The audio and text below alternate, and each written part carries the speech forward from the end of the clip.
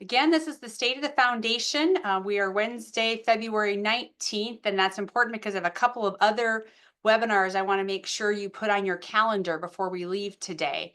But this is the fifth year that we have actually been doing our State of the Foundation. We started it after our COVID years, a great way to update not only our board members, our donors, and other individuals and constituents that we serve, but we just kind of continued on because it's a great way for us to look back on the year past and then also share important changes and updates that are heading into the future, and what 2025 will look like. And for those of you here in South Dakota like me, our morning commute ranged somewhere between -15 and -30 degrees.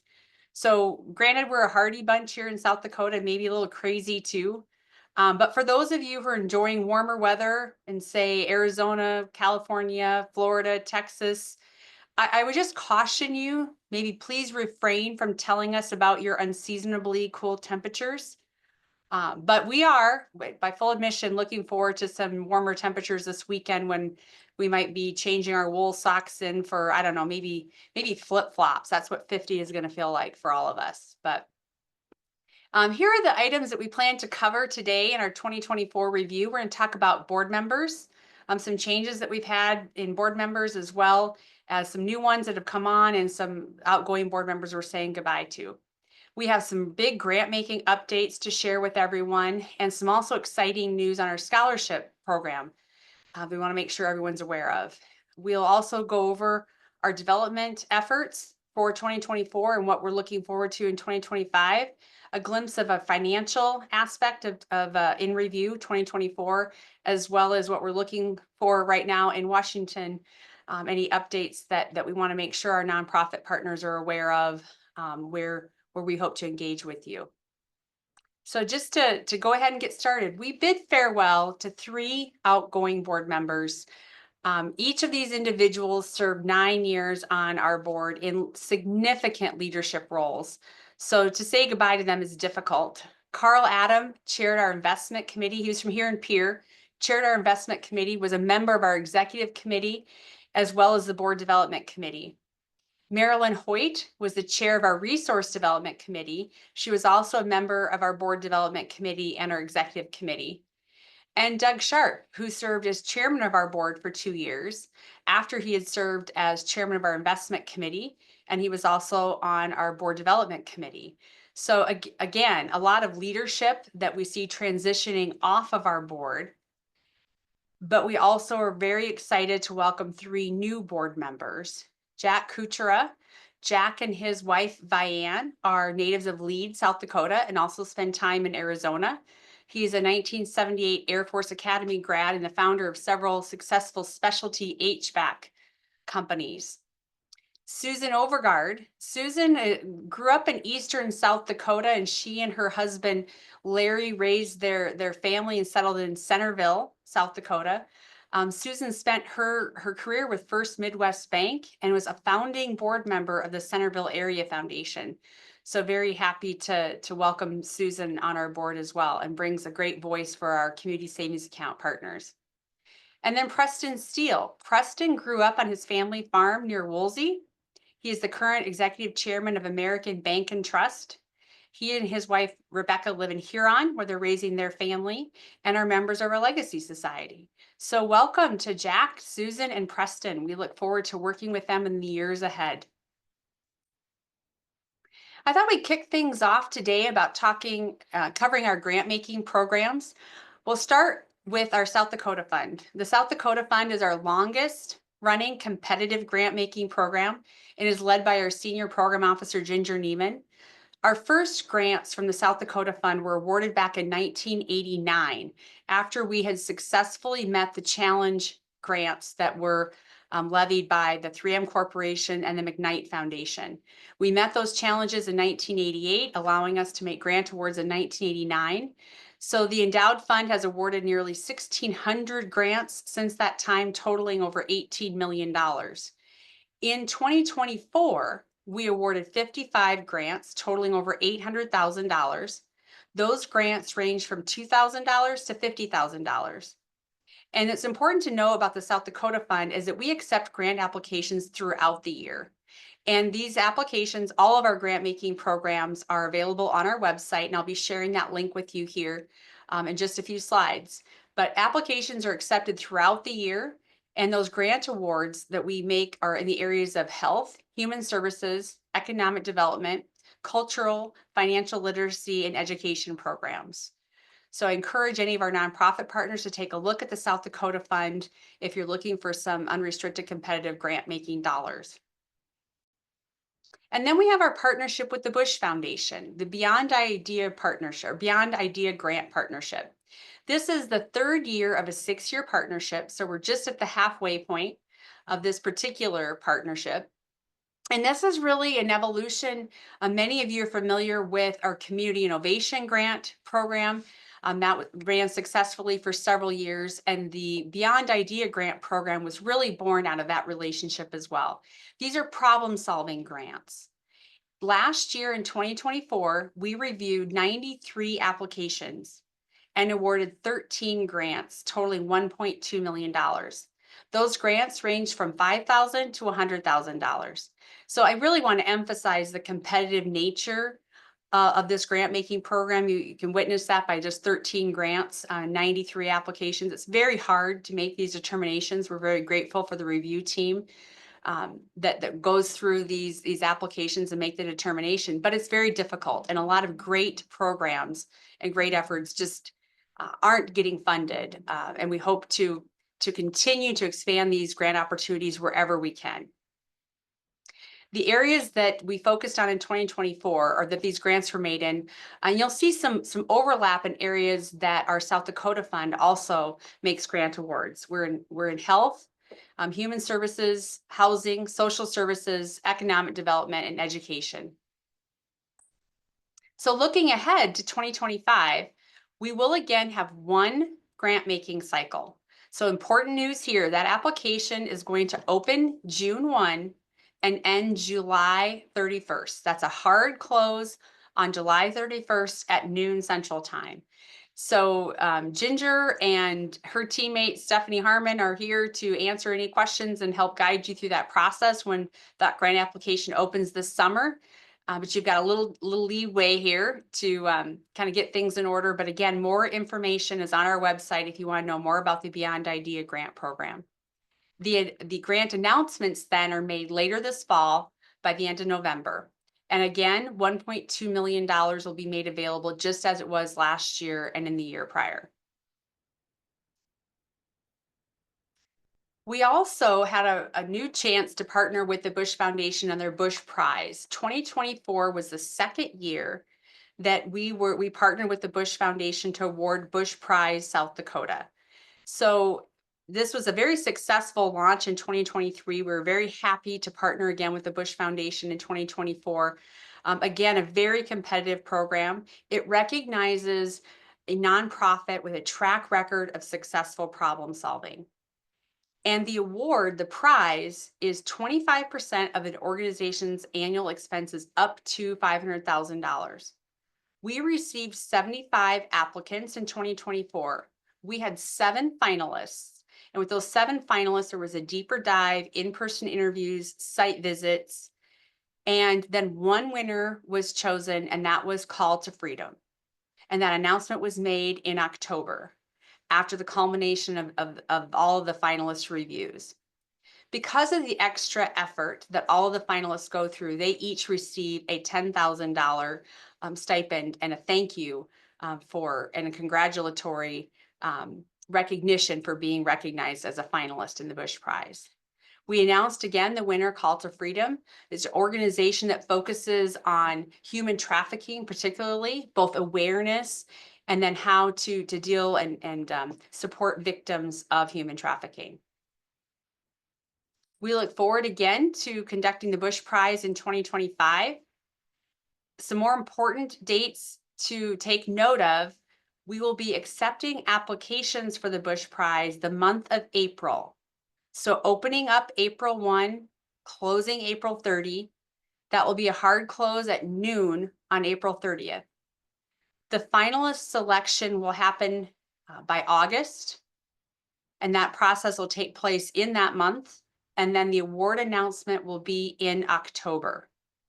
And the things I want to make sure we mention about all of these partnerships with the Bush Foundation is we're working with 3 other intermediary partners across the Bush Foundation footprint. So some of this is coordinating the application cycles as well as the announcement dates with those intermediary partners.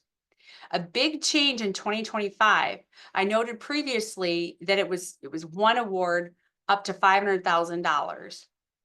There'll be a change in 2025, and all of the intermediary partners will be awarding 2 Bush Prize grants in the amount of $250,000. And this was a determination was made among the intermediary partners with the Bush Foundation guidance on this. So looking forward to again receiving those applications and awarding 2 Bush Prizes in 2025. Other big news in grant making is a change in our grant making portal. Not a huge change for those of you who have applied in the past and are familiar with what our online grant making capacities. We used to run what we called eGrant and had since 2009, which was an online application process and an online review process. Well, new in 2025, we're moving to Go Apply. It's the same vendor that we've been working with. So there's going to be some similarities, certainly, but you will need to establish new sign in credentials and Go Apply. And we will be having or actually Ginger will be conducting a lunch and learn webinar next week, a week from today, February 26th at noon. So put that on your calendar if you're interested in learning more about how Go Apply will work. That webinar will be taped and it will be available. So don't worry if you're busy next week. We will be able to get that webinar out to you so that you're familiar with how this new online grant making portal will work. I've included the link to our website, to the grants section, so you can get a glimpse of all of these programs that I just went over, as well as have an opportunity to register for that webinar that's happening next week. So our big news continues on in our scholarship programs. South Dakota Community Foundation has a very robust scholarship program. We run over 300 or approximately 350 individual scholarships that we manage here at the South Dakota Community Foundation. Those 350 scholarships awarded about $1.2 million in 2024. The criteria and the selection committees vary. Kelly Nelson, our scholarship coordinator, manages that process. So once our development team has worked with the donor to establish a scholarship fund, then they hand over the management of that fund to Kelly. And Kelly has worked very hard in 2024 to bring our entire scholarship process online. So this is brand new to us in 2025. There'll be an online filtering and application process. And another important date is February 27th. So next Thursday, Kelly will be giving a lunch and learn webinar on our new scholarship program. And this is really even bigger news than moving to Go Apply, because we've never had an online application process for our scholarship. So this is a first. And students will really have increased access to scholarships that they're eligible to apply for across the entire 350 individual scholarship spectrum. So the first step will be for students to complete a general application, and then that matches them with any application or any scholarship that they are eligible to apply for. And then the second tier is drilling down to some additional questions that those scholarship funds may have. And then to enhance the experience on the user side as well, the review committees will have a chance to then go in and online review all of those applications and make their determinations. So we're really excited about the accessibility of student support that this new change in our scholarship programs will lead to. Hopefully, students will have better access to scholarships that they are eligible to apply for, and we'll have our donors and our review committees will see an increased number of applicants for those generous scholarships that they're currently offering. More information about that, I've included the link again on our website. So check out our website and the information about scholarships that we have there, as well as an opportunity to register for next week's Lunch and Learn. That too will be recorded and be made available to you after next week's call. Other relationships that we had that lead to great number of dollars being offered in scholarships include the South Dakota Education Access Foundation. Those scholarships are awarded directly to the institutions of higher learning and their needs-based grants, as well as provide support to other educational programs, including college access advising. This partnership has really been about not only increasing the access to institutions of higher learning here in South Dakota across the gamut, but also providing support to individuals and families so they know what next steps they need to take in order to access those dollars.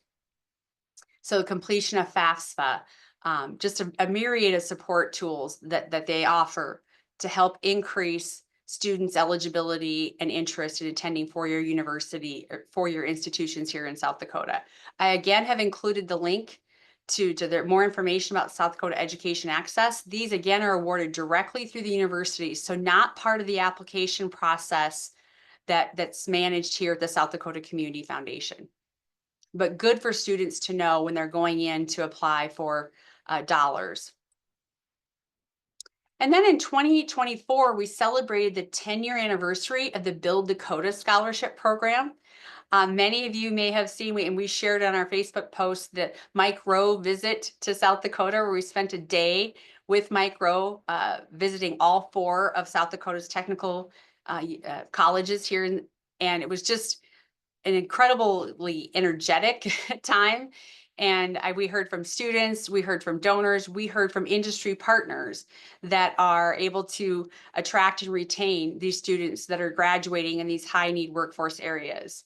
So the Build Dakota Scholarship Program supports technical education in 10 high need workforce areas. And those 10 areas are determined in a partnership in conjunction with the Department of Labor as to what areas are really critical to continuing to develop our workforce here in South Dakota.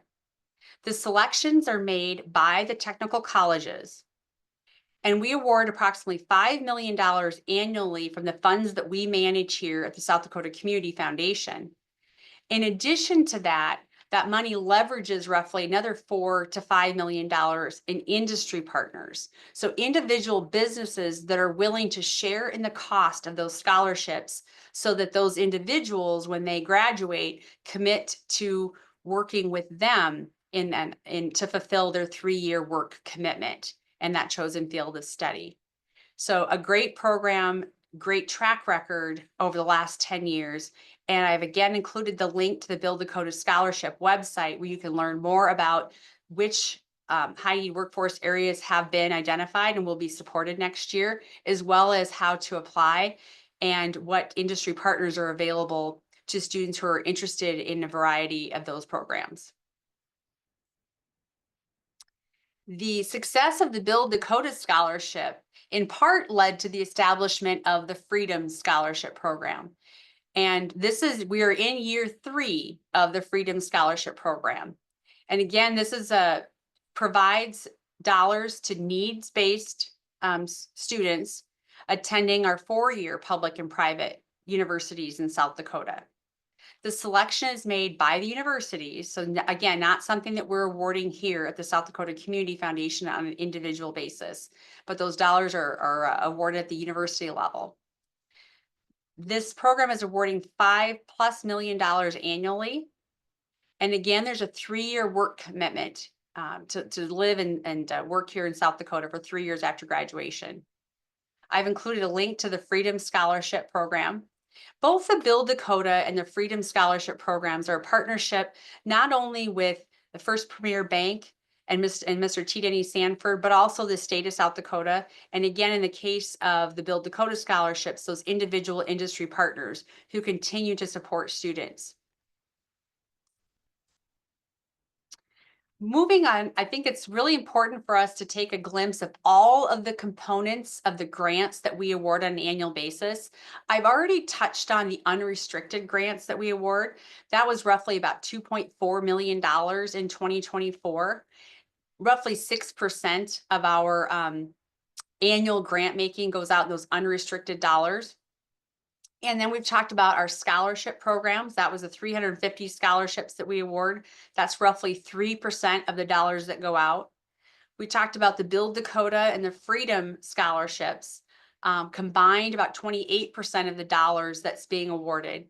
But you also see that we manage donor advised funds, which award about 26% of the dollars. Roughly $11 million were awarded last year from our donor advised funds.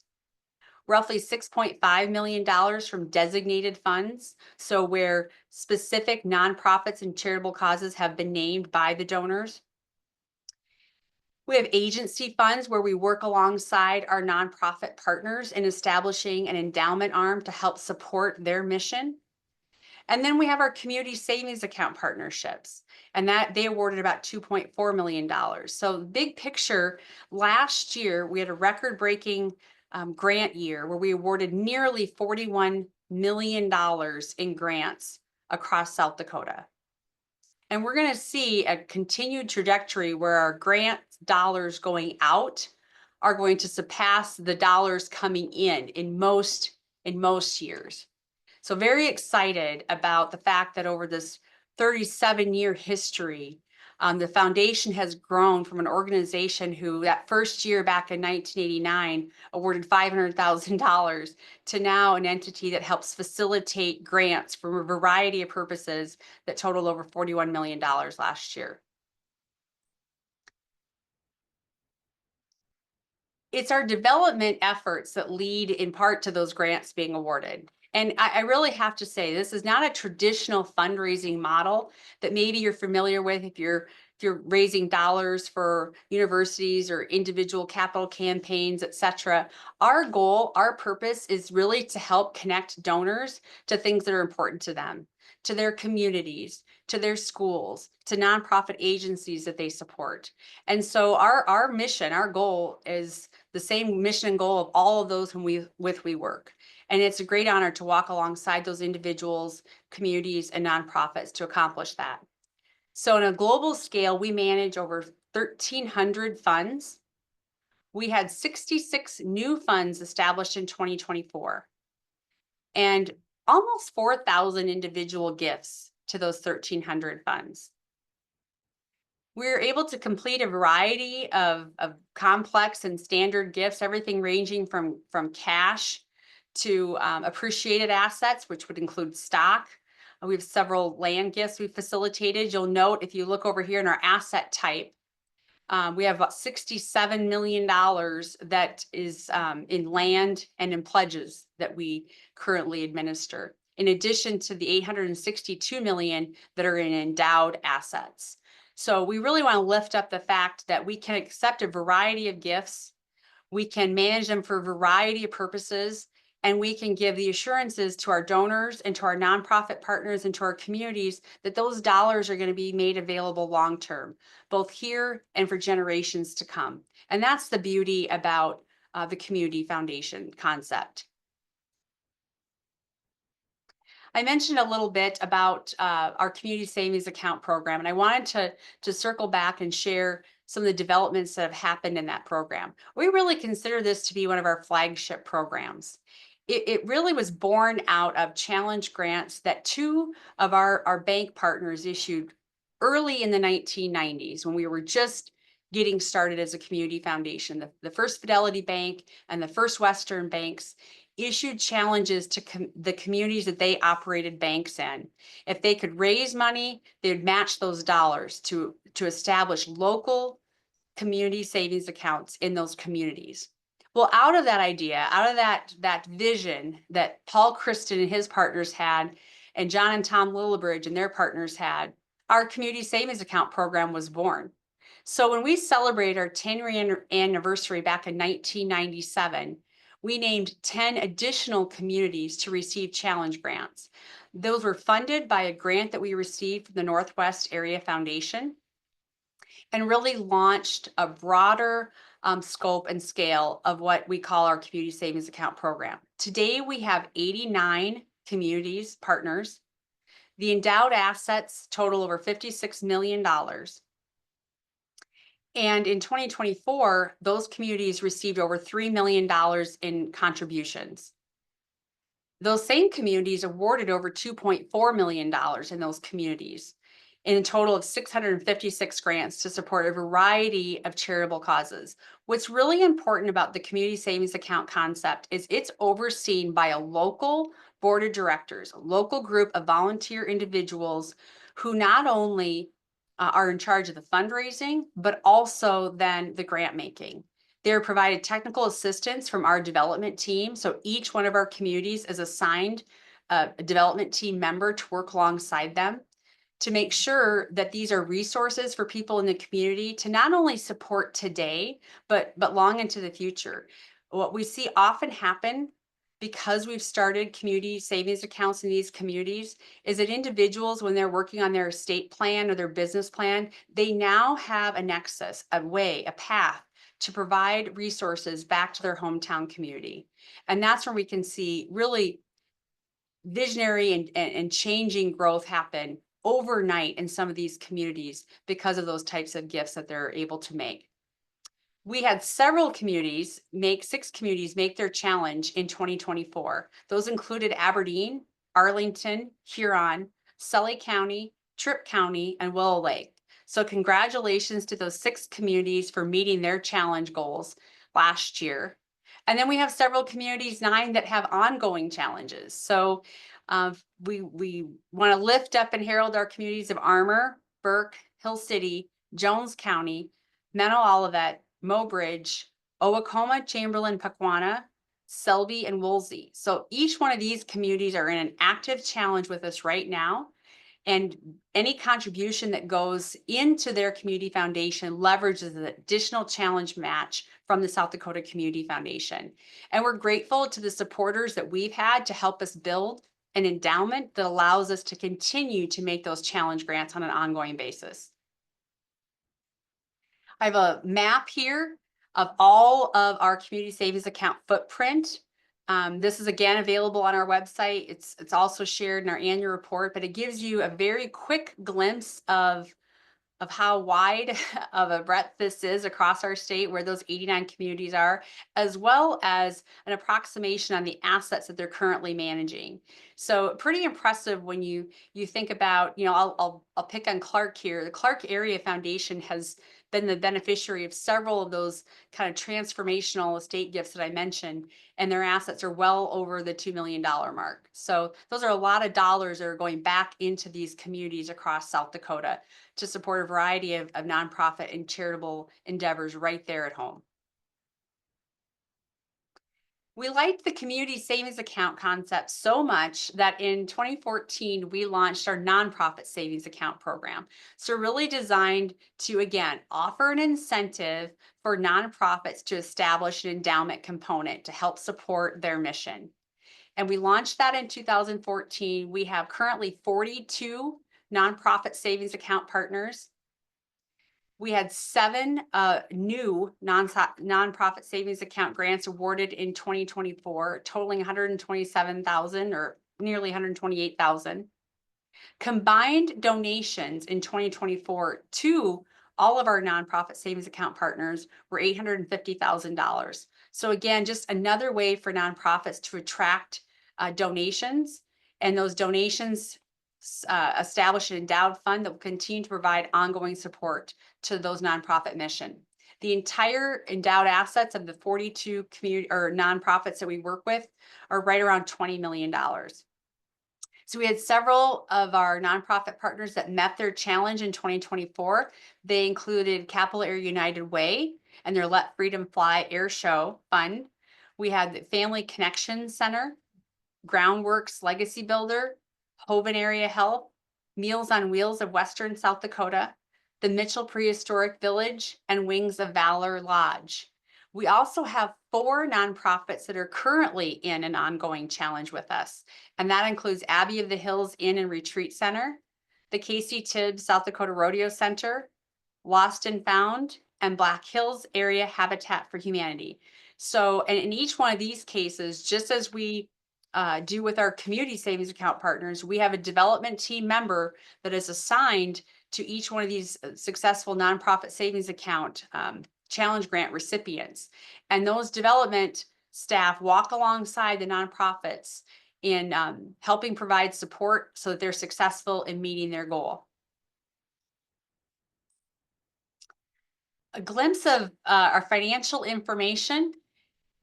You can see how things have changed in just a few years of giving you 22, 23, and 24 financial information. But really want to focus in on, again, this being a record-breaking year for grants for us. Nearly $41 million went out the door in grants to nonprofits and charities across the state.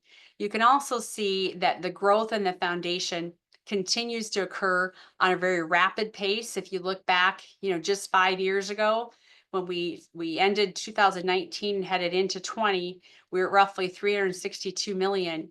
But because the continued generosity of people across South Dakota, our ability to work alongside corporate partners, our work in the estate planning phase with individuals and with our professional advisors has really led to some pretty phenomenal growth in the last several years. So we appreciate the trust and confidence that our donors have in us. We appreciate the trust and confidence that our financial advisors, attorneys, accountants, and other estate planning individuals have in the South Dakota Community Foundation, its reputation to be walk alongside their clients in accomplishing their charitable goals. When you manage dollars in investment for an endowment, there's really some focus that's given to the long-term runway. Our time horizon at the foundation is really forever. We're very grateful that we have a partnership with the South Dakota Investment Council. That has stemmed since day one. When Steve Myers was the Chief Investment Officer for the state of South Dakota, he sat on our investment committee as an ex officio, later joining our board, and then making sure that we had a strong relationship with his successor, Matt Clark. Matt Clark and his dream team of operatives there at the South Dakota Investment Council are active participants in our investment committee. We really mirror what we're doing investment-wise along with the South Dakota Investment Council. And any of you, especially those of you who may benefit from the retirement the pension fund assets that he manages, know that the South Dakota retirement system is within the top 5 performers of all pension funds across the nation and has been within the top 1% since its inception. So it's a solid track record. We appreciate their guidance and advice. And we have 3 objectives that we really keep in mind when we take individual donations, and that is to protect the donor's gifts, to provide a steady stream of income to the charitable and nonprofit causes, and to produce growth over time so that the fund will grow and continue to keep pace with inflation over time and provide resources back to the nonprofit and charitable causes and communities that we support. Our rate of return last year, about 8.5% in 2024. I really debated about how to talk about what's happening in Washington, D.C. Obviously we had change in administration, certain concern over recent policy shifts and executive orders. Some of those have been rescinded, which really leaves more questions. I think what I want to make sure that each of you take away is that we all need to take a deep breath, because there's still a lot of information that's filtering through. But regardless of what you hear out of Washington, the South Dakota Community Foundation will continue to be a resource to you, to our nonprofits, to you, our donors. We will continue to work to connect our individual donors with important causes that mean a lot to them. And a lot of you will say, well, now is more important time than ever to reach out and help support those nonprofits. And we're poised, we're here, ready to work with you. And we look forward to continuing to be that bridge to helping you support meaningful work that's happening across South Dakota. I also wanted to highlight some changes in tax updates for 2025. So we facilitate a number of IRA rollovers. Those are called qualified charitable deductions, or those QCDs.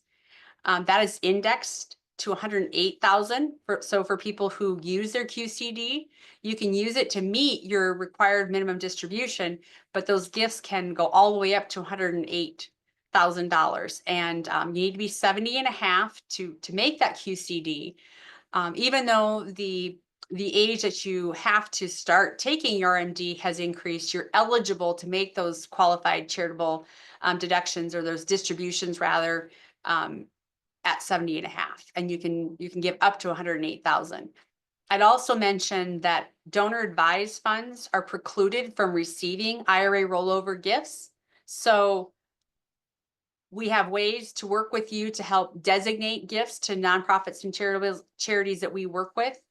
They're also a great way to support some of those local community foundations, those 89 communities that we're operating in. Maybe they're a recipient. Scholarship funds are available to you. And we have a development team ready to work with individuals who might be wanting to make those QCD gifts. Also, and this is just in its third year, an opportunity to make lifetime or life income rollover gifts that started at 50,000 is now indexed to 54,000. So that allows individuals to make an IRA rollover gift and receive a stream of income back to them. And then other changes include the gift tax exclusion is up to $19,000 per person. So that allows a married couple to give $38,000 roughly to an individual without a gift tax being assessed. And then the gift and estate tax exemption is up to just under $14 million per person. So just some updates there that all your tax professionals will be better poised to give you additional information on, but just wanted to highlight some of those index changes. I want to make sure I wrap up by lifting up our team, the individuals I get to work with every day.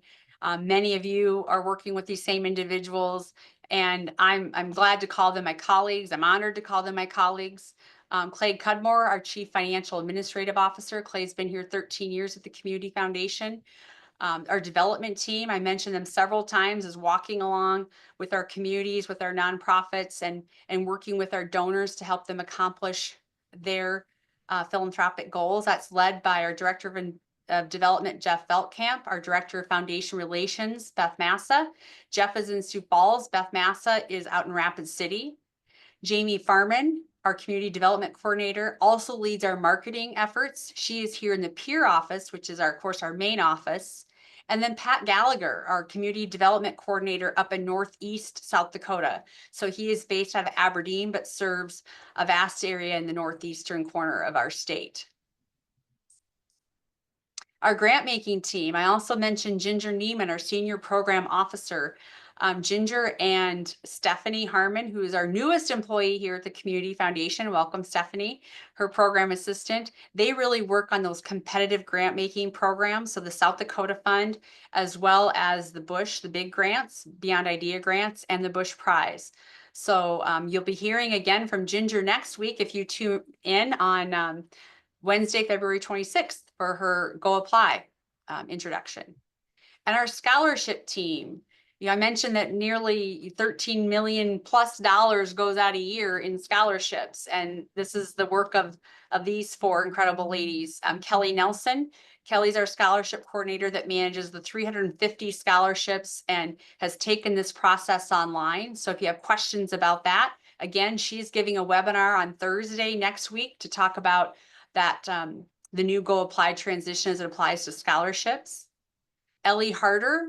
Ellie is the Freedom Scholarship Program Coordinator. So Ellie worked diligently to bring the Freedom Scholarship Program on board and working with all of our four-year universities to do that and making sure that we provide a continued pathway to needs-based scholarship support in South Dakota. Brandy Drew works along with Ellie and Denny. She's a program specialist. And so working with both Freedom and Build Dakota Scholarship Program. And then we have Denny Martin, who runs the Build Dakota, and she has been the Build Dakota program manager throughout its 10 years of success.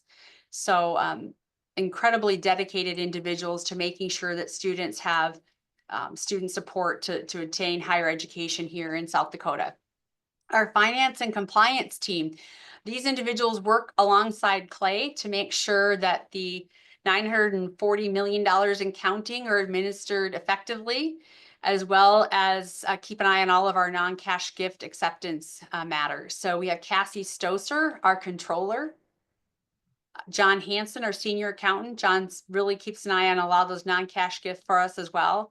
And then Jennifer Schutzel. Jennifer processes each one of the individual grants or grants that go out of our office, as well as each one of the nearly 4,000 gifts that come in our office annually. So a great group of individuals there who I'm honored to work with. And then our administrative team, Shelley Jund is executive assistant to me, but I think she also fills a valuable role to others in the community foundation as well.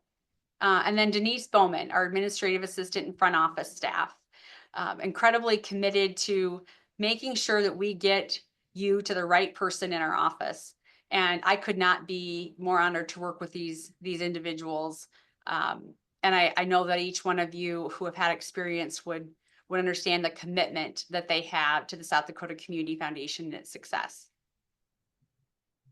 So that's all I have for you today, and that's probably more than you were hoping for. But I do want to take some time and answer any questions that you might have. I'm going to look over here to the chat. I see that Jamie has actively been posting the links that I mentioned throughout the presentation. I don't see any messages in the chat. But I guess, Jamie, if you want to unmute folks, we could certainly open up for any questions that might be out there that any of our participants might have.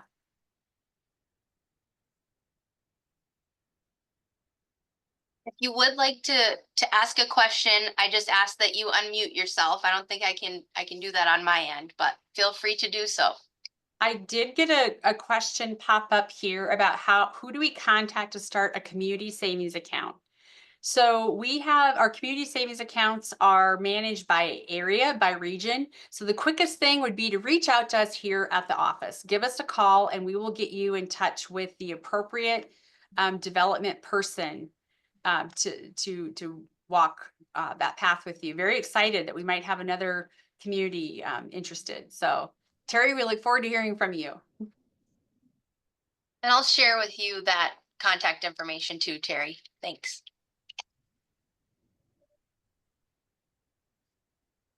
Oh, Mark, yes, you have a question. I noticed you earlier talked about the financial strength of the community foundation. Has there been any conversations about raising the 4.5% back to 5% a long time ago, or not yet?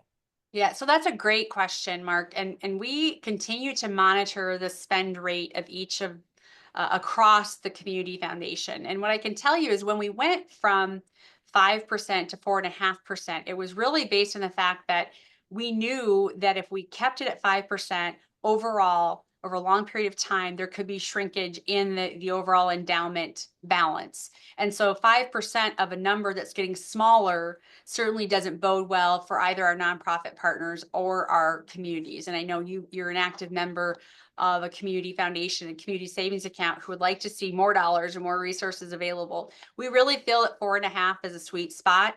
Actually, among our peers, it's probably a little higher than some. I know many of our colleagues in the endowment world are closer to 4. And so the quick answer is I don't see us changing that. I don't see us going up to 5% mark, but in the long term, we're hoping that the 4% provides you more growth and that fund balance, which leads to greater resources being available for distribution, as opposed to running the risk of those assets shrinking over time and then that impeding your grant making over the long term. So really good question. Thank you. And for those of you who don't know, we base that on a rolling 16 quarters. So it's our distribution rate is 4.5% of the average fair market value over 16 quarters. And so we're looking at 4 years of that average balance in hopes of leveling out any of the peaks and valleys that can occur when you are invested in the stock market. And we believe that pattern of 4.5% over the trailing 16 quarters gives the greatest support to protecting the endowment that our communities and our nonprofits have built.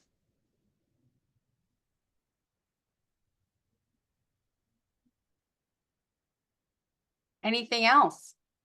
Yes, Steph, I see Rachel had a question. She said, "Thank you so much for hosting this event and congrats on an incredible 2024. In addition to nonprofit savings accounts, how can nonprofits collaborate with the South Dakota Community Foundation in a way that strengthens the statewide philanthropic ecosystem?" Wow, Rachel, thank you. You never disappoint in asking a great question. So, I think that all of our development team and any member of our staff really sees ourselves as an opportunity to connect you with donors who might have interest in supporting the missions of our nonprofit. And of course, you work for Call to Freedom, our Bush Prize winner from last year. Again, congratulations. So Rachel, whether it's through establishing an endowment fund like a nonprofit savings account, certainly we've partnered with a number of nonprofits who have used the Community Foundation as their endowment arm. So it might be through an agency fund where they say any of our endowed assets, we're gonna put them here and have the South Dakota Community Foundation manage them, but we're gonna name ourselves, the beneficiary. So those dollars stay on the books of the nonprofit, but we're commingling those assets for investment purposes, for administrative purposes, and it takes some of the burden off of nonprofits who are doing important work like you are there at Call to Freedom. So, the best way that we can do our jobs is to make sure that we're aware of the priorities that our individual donors have and work hard to connect those donors with the nonprofits that we get to work with every day. And I know that Ginger and our team, the development team and our grant making team are working at trying to continue to bridge that gap and making sure that our donors who have assets in their donor advised funds are aware of some of the requests that go unfunded that come through our South Dakota fund and even through our Bush partnership grant. So that's a great segue to maybe 2026 when we'll be able to hopefully launch something that looks a little bit more of a matchmaking, where we can make sure that we have an opportunity for those nonprofits to be supported by individual donors that we work with.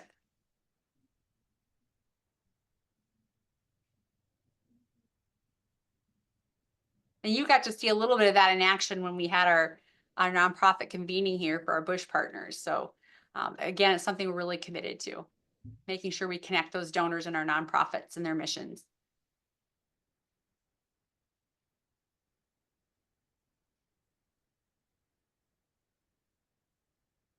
Very good to see all of you. Please don't ever hesitate to reach out to us. We want to be a resource. We want to be a partner for you. Thank you again. A pleasure to work with all of you. Thanks for your attention. I know this will be available after today's viewing as well. Lucky you, but really happy to be visiting with you today. Don't hesitate to reach out if you have other questions in the future.